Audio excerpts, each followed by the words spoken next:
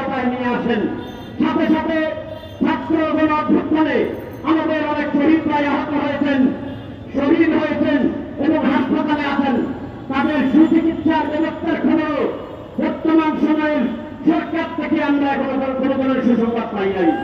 সাথীয় বন্ধুগণ, আজকের সমাবেশ থেকে আমরা আহ্বান জানাবো, আহতদের সুচিকিৎসা করতে হবে, শহীদদের পরিবারের ভরণ পোষণের জিম্মাদারি রাষ্ট্রকে গ্রহণ করতে হবে। বন্ধুগণ, সিলেটবাসী এবং বাংলাদেশ প্রায় প্রতিনিয়তই আমরা ভারতের পানি আগ্রাসনের কারণে বন্যায় আক্রান্ত হই।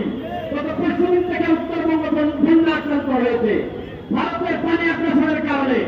ভারতের এই পানি আগ্রাসন রুখে দেওয়ার জন্য বাংলাদেশ সরকারের পররাষ্ট্র মন্ত্রণালয় অন্যতম সমস্যা। এজন্য আমরা বলবো, বাংলাদেশ সরকারকে পররাষ্ট্র মন্ত্রীর মাধ্যমে, পররাষ্ট্র উপদেষ্টার মাধ্যমে প্রয়োজনে জাতিসংঘ পর্যন্ত গিয়ে হলেও বাংলাদেশে পানি সমস্যার সমাধান করতে হবে। বাংলাদেশে ভারতের পানি আগ্রাসনের একটা স্থায়ী সমাধান অবশ্যই করতে হবে।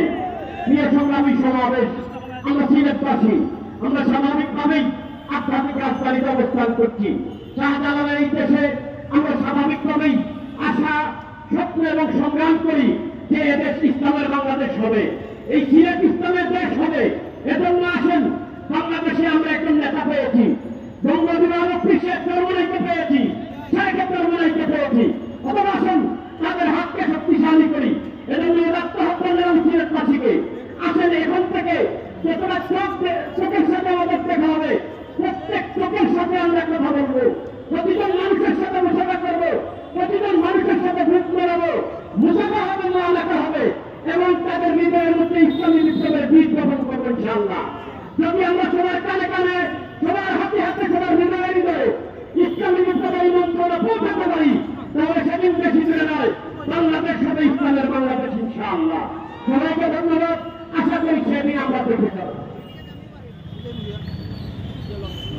সম্মানিত উপস্থিতি, গণসমাবেশে আমরা দেখতে পাচ্ছি ইসলামিক ছাত্র আন্দোলন বাংলাদেশ সিলেট জেলা নগরের পক্ষ থেকে বিশাল একটি মিছিল এসেছে। আজকে গণসভায় ছাত্র আন্দোলনের পক্ষ থেকে তাদের